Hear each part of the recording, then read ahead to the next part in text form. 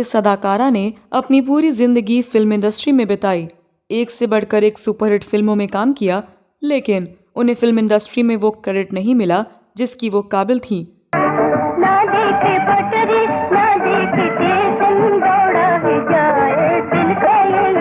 उनमें सिर्फ एक ही कमी थी कि उनको डांस करना नहीं आता था, जिसका खामियाजा उनको ताउम्र भुगतना पड़ा।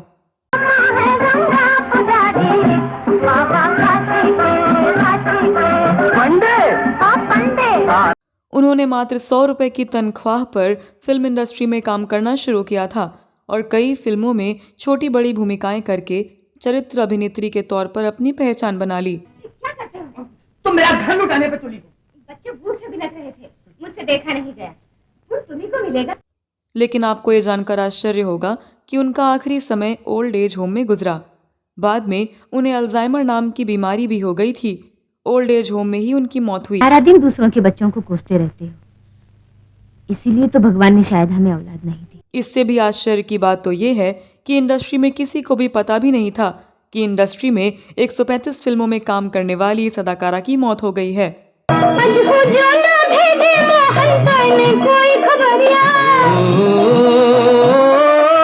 उनकी मौत के 6 महीने बाद जब इंडस्ट्री को उनकी याद आई तो बैंक से कांटेक्ट करने पर पता चला कि उनकी मौत तो 6 महीने पहले ही हो गई थी।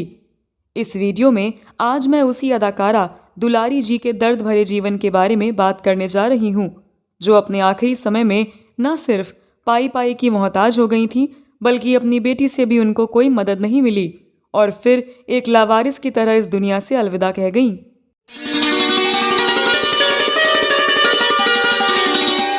नमस्कार दोस्तों, मैं आपकी दोस्त और होस्ट स्तुति और आप देख रहे हैं फिल्मों, गीतों और फिल्मी हस्तियों के बारे में जानी अनजानी जानकारियां देने वाला चैनल क्लासिक एरा। दोस्तों, दुलारी जी का जन्म 18 अप्रैल सन 1928 को महाराष्ट्र के नागपुर में हुआ था। उनके पूर्वज पीढ़ियों पहले उत्तर प्रदेश के अवध क्षेत्र से आकर नागपुर में बस गए थे। अपने माता पिता की दुलारी जी पहली संतान थीं और घर में उनसे छोटे 2 भाई थे। यूं तो दुलारी जी का नाम अंबिका रखा गया, लेकिन घर में उन्हें सब राज दुलारी कहकर पुकारते थे, जो आगे चलकर सिर्फ दुलारी रह गया। उनके पिता विठल राव गौतम डाकदार विभाग में नौकरी करते थे, लेकिन अभिनय का शौक उन्हें इतना था कि अभिनेत्री अरुणा ईरानी के नाना की नाटक कंपनी जब नागपुर आई तो नौकरी छोड़कर वे उस कंपनी के साथ मुंबई आ गए। ये सन 1930 के दशक की शुरुआत का वाकया है। कुछ सालों बाद विठल राव गौतम ने अपने परिवार को भी मुंबई बुला लिया। साल 1939 में जब दुलारी जी मुंबई आईं तो उस वक्त उनकी उम्र करीब 12 साल की थी। उनकी शुरुआती पढ़ाई नागपुर में हुई थी और मुंबई आने के बाद भी उन्होंने पढ़ाई जारी रखी। नाटकों से पिता की कोई खास आमदनी ना हो पाने की वजह से घर में आर्थिक तंगी बनी रहती थी। ऐसे में पिता का हाथ बटाने के लिए वो भी अरुणा ईरानी के पिता की नाटक कंपनी अल्फ्रेड खटाऊ में शामिल हो गईं।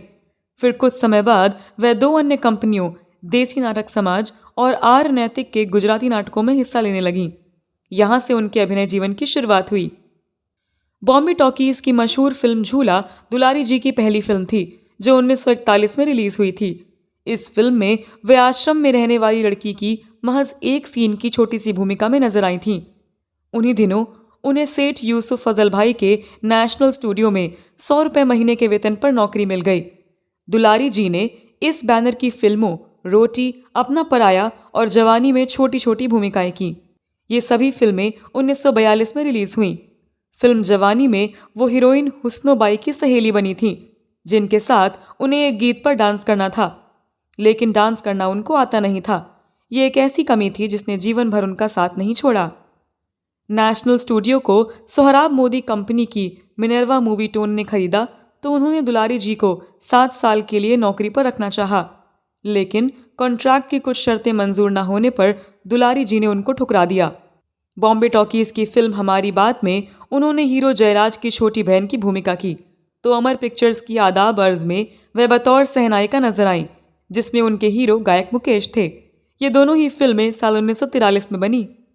घर, कुल कलंक, अहिंसा, ब्लैक मार्केट, नमक, पति सेवा, रंगीन कहानी जैसी फिल्मों में दुलारी जी ने छोटी बड़ी भूमिकाएं की, लेकिन ये तमाम फिल्में कोई खास करिश्मा नहीं दिखा पाईं।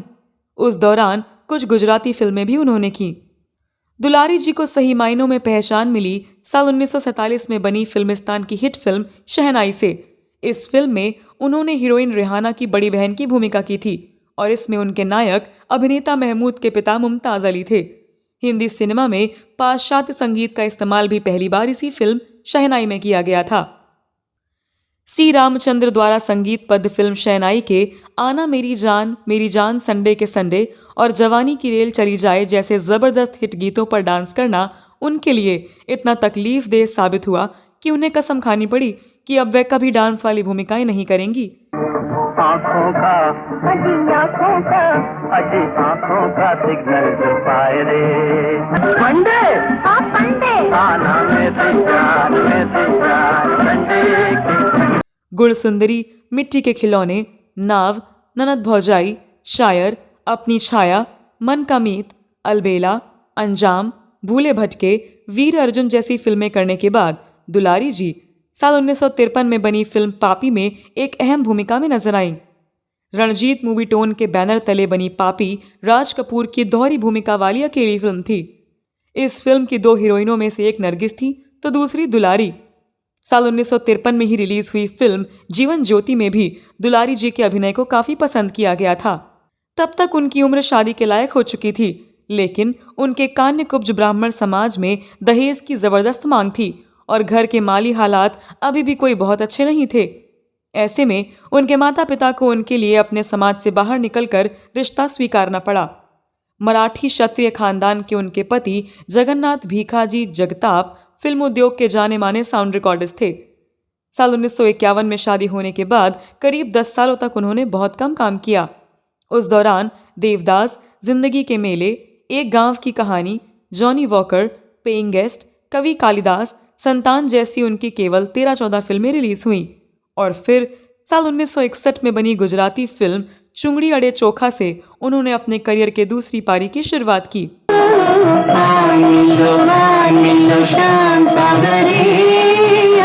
अगले करीब 35 सालों में दुलारी जी जब प्यार किसी से होता है, मुझे जीने दो, अपने हुए पर आए दिन बहार के, अनुपमा, तीसरी कसम, पड़ोसन, आराधना, आया सावन झुमके, चिराग, इंतकाम, आन मिलो सजना, हीर रांझा, जॉनी मेरा नाम, कारवां, लाल पत्थर, बेईमान, सीता और गीता, राजा रानी, अमीर गरीब, हाथ की सफाई, दीवार, दो जासूस, आहुति, गंगा की सौगंध, बीवी ओ बीवी, नसीब, रॉकी, प्रेम रोग, अगर तुम न होते और धर्माधिकारी जैसी करीब 135 फिल्मों में छोटी बड़ी चरित्र भूमिकाओं में नजर आईं। बढ़ती उम्र के साथ बिगड़ती सेहत का असर उनके काम पर भी पड़ने लगा था। साल 1989 में बनी फिल्म सूर्या के एक सीन में उन्हें 200 जूनियर आर्टिस्टों की भीड़ के साथ दौड़ना था। निर्देशक इस्माइल श्रॉफ के एक्शन कहते ही उन्होंने दौड़ना शुरू किया, लेकिन गठिया की बीमारी की वजह से वो कुछ दूर दौड़ने के बाद गिर पड़ी। जूनियर आर्टिस्टों की भीड़ उनके पीछे दौड़ती चली आ रही थी। अभिनेता सलीम गौस ने, जो उनके बेटे की भूमिका में थे, बहुत मुश्किल से उन्हें जान से जाने से बचाया और इस प्रयास में उन्हें हल्की चोटें भी आईं। ऐसे में उन्होंने रिटायरमेंट लेना ही बेहतर समझा। फिर कई साल बाद निर्देशक गुड्डू धनोवा के आग्रह पर उनकी फिल्म जिद्दी में एक भूमिका की। इस तरह से साल 1997 में रिलीज हुई जिद्दी उनकी आखिरी फिल्म साबित हुई। दुलारी जी के पति का निधन 1972 में हुआ। उनकी इकलौती बेटी की शादी हो चुकी थी। अभिनय से संन्यास लेने के कुछ समय बाद तो वो मुंबई में अकेली रहीं और फिर साल 2002 में अपनी बेटी के पास इंदौर चली गईं। उनके ससुराल पक्ष के कई करीबी रिश्तेदार और उनकी सबसे अच्छी सहेली अभिनेत्री पूर्णिमा मुंबई में रहती थीं, इसीलिए उनका अक्सर मुंबई आना जाना होता था। करीब 65 साल के फिल्मी करियर में 171 हिंदी, 35 गुजराती, 3 मराठी और एक राजस्थानी फिल्म के अलावा श्री अधिकारी ब्रदर्स के धारावाहिक वक्त की रफ्तार में अभिनय कर चुकी दुलारी जी काफ़ी समय तक अल्जाइमर की बीमारी के गिरफ्त में रहीं और पुणे शहर के एक ओल्ड एज होम में रह रही थीं। लेकिन आश्चर्य की बात तो ये है कि फिल्म इंडस्ट्री को उनके बारे में कोई जानकारी नहीं थी।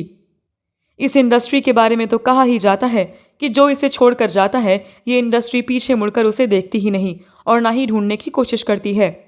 इसी दौरान वहीदा रहमान को पता चला कि दुलारी जी को अल्जाइमर की बीमारी हो गई है और वो ओल्ड एज होम में रहती हैं क्योंकि उनके बच्चे ऑस्ट्रेलिया में सेटल हो गए हैं और उन्होंने आर्टिस्ट एसोसिएशन सिंटा से बात की और उससे मदद दिलवाई, जिसके बाद सिंटा की तरफ से दुलारी जी को ओल्ड एज होम में पेंशन दी जाने लगी।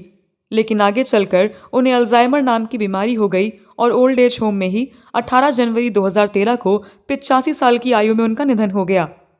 उनकी मौत के बाद भी इंडस्ट्री में किसी को पता नहीं चला कि इंडस्ट्री में 135 फिल्मों में काम करने वाली दुलारी जी की मौत हो गई है।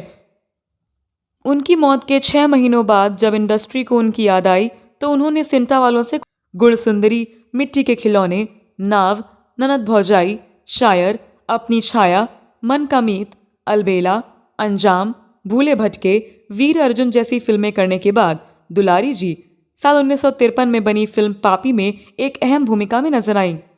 रणजीत मूवी टोन के बैनर तले बनी पापी राज कपूर की दोहरी भूमिका वाली अकेली फिल्म थी। इस फिल्म की 2 हीरोइनों में से एक नरगिस थी तो दूसरी दुलारी। साल 1953 में ही रिलीज हुई फिल्म जीवन ज्योति में भी दुलारी जी के अभिनय को काफी पसंद किया गया था। तब तक उनकी उम्र शादी के लायक हो चुकी थी, लेकिन उनके कान्यकुब्ज ब्राह्मण समाज में दहेज की जबरदस्त मांग थी और घर के माली हालात अभी भी कोई बहुत अच्छे नहीं थे। ऐसे में उनके माता पिता को उनके लिए अपने समाज से बाहर निकलकर रिश्ता स्वीकारना पड़ा। मराठी क्षत्रिय खानदान के उनके पति जगन्नाथ भीखाजी जगताप फिल्म उद्योग के जाने माने साउंड रिकॉर्डिस्ट थे। साल 1951 में शादी होने के बाद करीब 10 सालों तक उन्होंने बहुत कम काम किया। उस दौरान देवदास, जिंदगी के मेले, एक गांव की कहानी, जॉनी वॉकर, पेइंग गेस्ट, कवि कालिदास, संतान जैसी उनकी केवल 13-14 फिल्में रिलीज हुईं और फिर साल 1961 में बनी गुजराती फिल्म चुंगड़ी अड़े चोखा से उन्होंने अपने करियर के दूसरी पारी की शुरुआत की। अगले करीब 35 सालों में दुलारी जी जब प्यार किसी से होता है, मुझे जीने दो, अपने हुए पर आए दिन बहार के, अनुपमा, तीसरी कसम, पड़ोसन, आराधना, आया सावन झुमके, चिराग, इंतकाम, आन मिलो सजना, हीर रांझा, जॉनी मेरा नाम, कारवां, लाल पत्थर, बेईमान, सीता और गीता, राजा रानी, अमीर गरीब, हाथ की सफाई, दीवार, 2 जासूस, आहुति, गंगा की सौगंध, बीवी ओ बीवी, नसीब, रॉकी, प्रेम रोग, अगर तुम न होते और धर्माधिकारी जैसी करीब 135 फिल्मों में छोटी बड़ी चरित्र भूमिकाओं में नजर आईं। बढ़ती उम्र के साथ बिगड़ती सेहत का असर उनके काम पर भी पड़ने लगा था। साल 1989 में बनी फिल्म सूर्या के एक सीन में उन्हें 200 जूनियर आर्टिस्टों की भीड़ के साथ दौड़ना था। निर्देशक इस्माइल श्रॉफ के एक्शन कहते ही उन्होंने दौड़ना शुरू किया, लेकिन गठिया की बीमारी की वजह से वो कुछ दूर दौड़ने के बाद गिर पड़ी। जूनियर आर्टिस्टों की भीड़ उनके पीछे दौड़ती चली आ रही थी। अभिनेता सलीम गौस ने, जो उनके बेटे की भूमिका में थे, बहुत मुश्किल से उन्हें जान से जाने से बचाया और इस प्रयास में उन्हें हल्की चोटें भी आईं। ऐसे में उन्होंने रिटायरमेंट लेना ही बेहतर समझा। फिर कई साल बाद निर्देशक गुड्डू धनोवा के आग्रह पर उनकी फिल्म जिद्दी में एक भूमिका की। इस तरह से साल 1997 में रिलीज हुई जिद्दी उनकी आखिरी फिल्म साबित हुई। दुलारी जी के पति का निधन 1972 में हुआ। उनकी इकलौती बेटी की शादी हो चुकी थी। अभिनय से संन्यास लेने के कुछ समय बाद तो वो मुंबई में अकेली रहीं और फिर साल 2002 में अपनी बेटी के पास इंदौर चली गईं। उनके ससुराल पक्ष के कई करीबी रिश्तेदार और उनकी सबसे अच्छी सहेली अभिनेत्री पूर्णिमा मुंबई में रहती थीं, इसीलिए उनका अक्सर मुंबई आना जाना होता था। करीब 65 साल के फिल्मी करियर में 171 हिंदी, 35 गुजराती, 3 मराठी और 1 राजस्थानी फिल्म के अलावा श्री अधिकारी ब्रदर्स के धारावाहिक वक्त की रफ्तार में अभिनय कर चुकी दुलारी जी काफ़ी समय तक अल्जाइमर की बीमारी के गिरफ्त में रहीं और पुणे शहर के एक ओल्ड एज होम में रह रही थीं। लेकिन आश्चर्य की बात तो ये है कि फिल्म इंडस्ट्री को उनके बारे में कोई जानकारी नहीं थी। इस इंडस्ट्री के बारे में तो कहा ही जाता है कि जो इसे छोड़कर जाता है, ये इंडस्ट्री पीछे मुड़कर उसे देखती ही नहीं और ना ही ढूंढने की कोशिश करती है। इसी दौरान वहीदा रहमान को पता चला कि दुलारी जी को अल्जाइमर की बीमारी हो गई है और वो ओल्ड एज होम में रहती हैं क्योंकि उनके बच्चे ऑस्ट्रेलिया में सेटल हो गए हैं। और उन्होंने आर्टिस्ट एसोसिएशन सिंटा से बात की और उससे मदद दिलवाई, जिसके बाद सिंटा की तरफ से दुलारी जी को ओल्ड एज होम में पेंशन दी जाने लगी। लेकिन आगे चलकर उन्हें अल्जाइमर नाम की बीमारी हो गई और ओल्ड एज होम में ही 18 जनवरी 2013 को 85 साल की आयु में उनका निधन हो गया। उनकी मौत के बाद भी इंडस्ट्री में किसी को पता नहीं चला कि इंडस्ट्री में 135 फिल्मों में काम करने वाली दुलारी जी की मौत हो गई है। उनकी मौत के 6 महीनों बाद जब इंडस्ट्री को उनकी याद आई तो उन्होंने सिंटा वालों से कांटेक्ट किया, क्योंकि उन्हें पता था कि सिंटा की तरफ से उन्हें हर महीने पैसे जाते हैं। जब दुलारी जी के बैंक अकाउंट के ट्रांजैक्शंस की जांच की गई तो पता चला कि 4 महीने पहले ही ये ट्रांजैक्शन बंद कर दिया गया है। इसके बाद लोगों ने उनकी बेटी को कांटेक्ट करने की कोशिश की, जो कि ऑस्ट्रेलिया में थी। उनकी बेटी ने कहा कि उसकी मां की मौत तो 6 महीने पहले हो गई, मां को अल्जाइमर था। बेटी ने कहा कि सिंटा की तरफ से जो मदद दी जाती थी उसी से मां की देखभाल होती थी, क्योंकि वो खुद नहीं कमाती। तो ये कहानी है इंडस्ट्री की उस एक्ट्रेस की जिन्होंने बड़े बड़े कलाकारों के साथ काम किया, लेकिन बुढ़ापे में किसी ने उनकी खोज खबर नहीं ली। तो दोस्तों, ये वीडियो कैसा लगा ज़रूर बताएं। एक्ट्रेस दुलारी जी के बारे में आपके पास कोई और जानकारी है तो कमेंट बॉक्स में अवश्य लिखें। अगले वीडियो में मैं फिर फिल्मों, गीतों और फिल्मी हस्तियों से जुड़ी कोई नई कहानी या जानकारी लेकर हाजिर हो जाऊंगी। तब तक के लिए नमस्कार।